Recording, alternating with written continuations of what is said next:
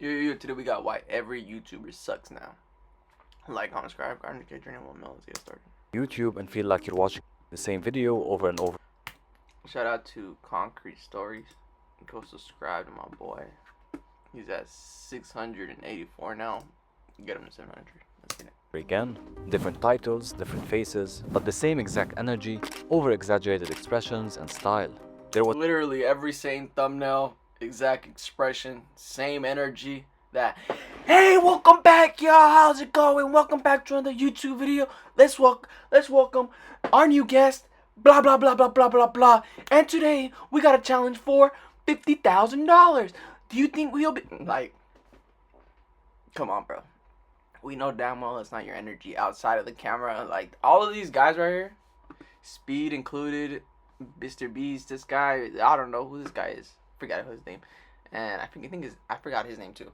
But all these guys are not gonna act exactly how they act on camera. Like me, I'm gonna act how I act right now, camera, without like I act like this. Like I'm mellow tone, you know. I'm not. Hey, what up, y'all? What's up? Like, nah, y'all. Like I'm, you know, it's me. And I think that personality is so fucking portrayed fake. Like it's so fake, and it's crazy to me that everybody buys into it. a time when being a YouTuber meant having a voice, a personality, and a unique thing about you that stood out and attracted Dead ass. Now you gotta be fake to make it. millions. YouTubers didn't suck back then, but today, they unfortunately do. YouTube used to reward ideas, but now, it rewards scale. Exactly. His obsession with scale and spectacle doesn't just hurt today's creators, but it also destroys the future of the platform. Because you basically need, you need to already have money. Because if you're a kid watching YouTube today, you only see one thing. You need a mansion, you need Exactly. You already see people like in their already come up phase. You don't see them when they're struggling. a giant prop, you need 50 people in every See. video, an intense challenge, and an open budget. You see, an open budget. There's no space for the small creators anymore. No space for small creators. The YouTube I love you, YouTube, but y'all messed it up with the algorithm. You made it where all big platformers get pushed out more. Like people that already have millions of subscribers, their videos get pushed out to everybody already. Like, and it's not, to me, it's kind of like ridiculous, and it's not fair to the small creators. I gotta keep going.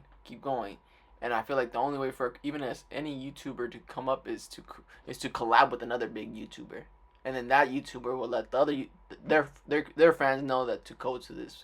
Like, there's no genuine way of coming up. Like, you gotta actually work and work and work and work and work.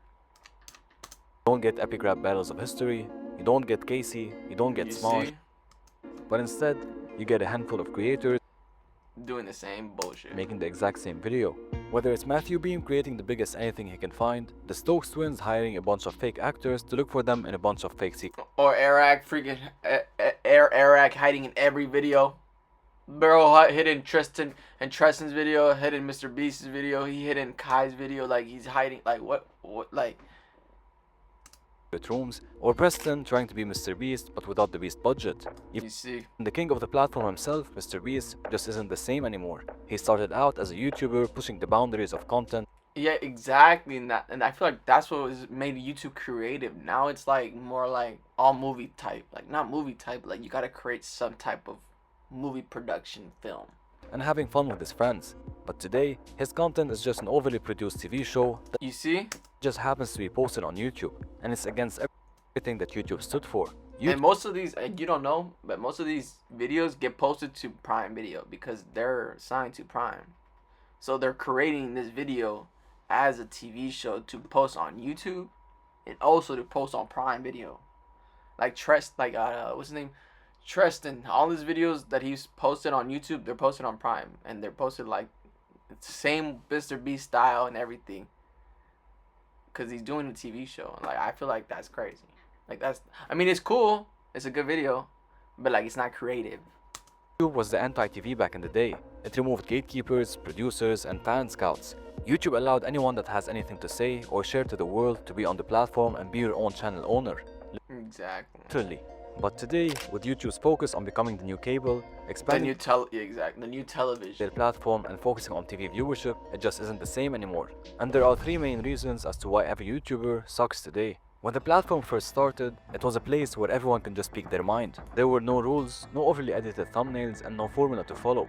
It's rare to find unique creative content today like epic rap battles of history back in 2010. Now to understand why Those are funny. every YouTuber sucks now, you need to understand how MrBeast broke the game. It's not about putting the weight of destroying a whole platform. Yeah, MrBeast, I feel like he messed up the whole YouTube space because he, like, how do I say, monopolized it.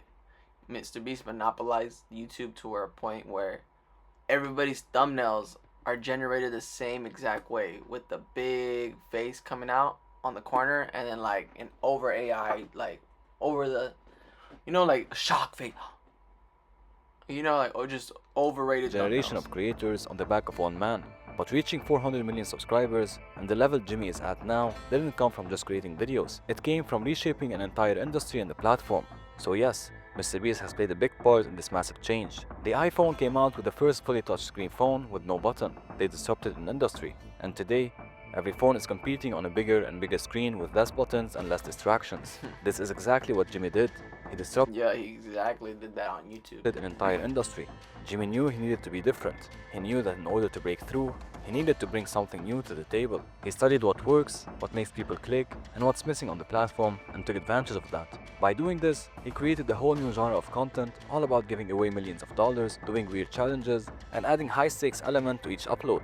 There's always something on the line. There's always a challenge. But what I don't like about his challenges is that every time he has people on his thing, it's always some type of already famous YouTuber or his friends or somebody that he works with. Like, come on, bro. Come on, bro. A cash prize, or something epic that needs to happen. This worked out brilliantly for Jimmy, as he was getting millions of views with every upload, making more money to fund even crazier challenges and give Exactly. way bigger and bigger cash prizes, and the cycle continues. Shout out MrBeast. And of course, everyone else saw it. They saw the views, the money, and the And they just followed the blueprint. And that's when things started to shift, because once it was clear that the MrBeast style content could pull in tens of millions of views every single week, the race began. Dozens then hundreds of creators started copying the format. Fast cuts, big spectacle challenge, large sums of money, biggest anything in the world, and so on. But by that time, Jim of course was far ahead of everyone. Yet, it didn't stop every new creator to jump in and get his fair share of the views this format was getting. And so, a new YouTube genre was born. Spectacle-driven viral challenges. It didn't matter what the video was about, as long as it felt big, had a large sum of money, and included any high stakes the creator could think about. And here is why this is a problem. When everyone is making spectacle content, the spectacle stops being special and starts becoming overly produced noise. It becomes content that only exists to outdo the video that came before it. You have to spend more, go bigger, cut faster, and yell louder, because if you don't, the millions of views will just go to someone else that is. And the worst part is that it works, because the algorithm rewards whatever people click on, and people keep clicking on the same type of videos. Now to be fair, this isn't entirely Jimmy's fault. He found something that worked and scaled it. He didn't ruin YouTube, he just figured it out before anyone else did. The problem isn't... In my opinion, he ruined YouTube, because you made it to where your videos have to be so high production to even get 10 views, 50 views. Your videos have to be like, I don't know, in my opinion. MrBeast. The problem Not even like, you know. is what happened after MrBeast. All the creators who saw the success and thought, if I do the same, maybe I'll win too. But they forgot the most important rule in content creation. You don't win by copying the leader, you win by doing something different. And that's why it feels like every YouTuber sucks now, because every YouTuber is doing the same thing. Instead of being themselves, they're all trying to be a worse version of someone else, or they just don't care A about worse version of someone the else. content anymore. They just care about how the content performs and how much money it makes. People like Jimmy dominated the platform or an industry by being unique and taking on an industry in a new way. But for every creator that is trying to copy him, you just can't compete, and you can't become the new MrBeast by being just like him. Now some creators simply don't care about becoming the next MrBeast. They just care about the views they are getting and the money they are making, which birthed creators like the Stokes twins or Ben Azulart, creating the same kind of videos week in week out with not a unique element inside. Just viral content repeated and rewatched, aimed at maximizing views, ad revenue, and with most of it being fake as well. And the actual creative videos are just buried underneath 100 secret room videos. Now even though creators are at the heart of a platform like YouTube, because simply put, if there are no creators posting videos, there is no platform, we can't deny YouTube's own actions that help fuel the directions creators take with their content.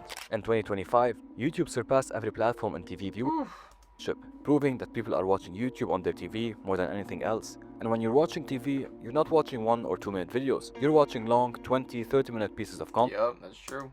And that is where metrics like average view duration and click-through rate matter. Because TV audiences don't click through 10 different videos in a row. They sit back and they binge. And YouTube knows that. So now it's not just about who has the most clicks. It's about who can keep a person sitting on their couch watching your video for 80 minutes without touching the remote. And that's exactly what these spectacle-driven challenge videos do. They hook you, they dangle a prize, they promise something absurd at the end and keep the stakes high, and then they stretch it for the entirety of the video. With YouTube rewarding videos that people click on and watch the most, creators started to study and focus on how to maximize these two metrics. And in today's time, what works is the exact type of content MrBeast created: high-stakes, engagement-based challenge videos. YouTube doesn't care about how creative your video is. It doesn't care if it's meaningful, fake, loud, manipulative, or straight-up brain-melting. YouTube cares about brain-melting thing. Did people click, and how long did they stay? That's why creators That's true. spend more time designing thumbnails than scripting videos, and they front-load tension and fake stakes in every upload.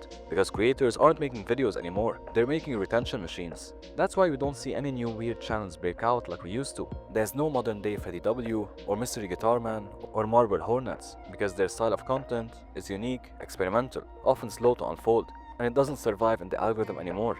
It gets outrun by 10 challenge thumbnails screaming at you with all caps and 5 emojis. Or people doing pranks and shit. Jeez. And it's not just the homepage that changed, it's the culture that comes with it. YouTube has become this hyper-competitive space where everyone is watching everyone else's metrics, copying whatever is performing best, and tweaking their content to fit that mold. There's no time to build an identity, no time to experiment, and no time to find your own voice. You have to start loud and stay loud, or that's what I'm saying, you gotta be loud and you gotta stay loud. Disappear. But this is also not entirely YouTube's fault, because at the end of the day, YouTube is looking out for its own personal good. They want to be the most watched platform and have their users spend the most amount of time on their platform. So if people are clicking and watching these videos, is it really YouTube's fault for pushing them even more, or is it our fault for clicking and watching in the first place? YouTube didn't suddenly decide that fast-paced challenge videos should dominate the homepage. It figured that out by watching what we click on and watch, tracking also what we stop watching halfway through, and what we ignore on our homepages. It's all data that the system is taking in to give us more of what we already respond to. Over time, that turns into a kind of conditioning. We're no longer choosing what to watch. We're being trained to want whatever is most clickable. It's like the fast food of video content. Quick hits of dopamine, loud intros, high stakes, and big reactions. And the longer we stay in the loop, the harder it is for anything different to hold our attention. So even when someone does try to make something real, personal, or a little weird, it doesn't stand a chance. This is what people don't talk about enough. The fact that we, the audience, are feeding the very system we complain about. We say we miss the old YouTube, and we say we want originality, but we don't watch it, we don't share it, and we don't for real, you don't watch it grow. MrBeast doesn't get 200 million views per video by chance. This is because 200 million people clicked on it to watch it. And all of this is data for YouTube to use and serve these same 200 million people more videos like it. So yes, YouTubers today suck. It's just not the same anymore. But it's also how we as a society changed. Italian brain rot content taking over the internet says a lot about the content that does well in today's social media age. There is still originality and unique creators out there. People just don't care. Shifting a whole generation of media consumers away from hyper-optimized high-stakes content is hard, but until then, the cycle continues. And every time you click on another recycled challenge video, another I survived 100 days in X place title, or another creator faking enthusiasm for 15 minutes straight, just know that we are the ones keeping it alive. Like, subscribe, gotta get your new 1 mil. Bye, have a great time.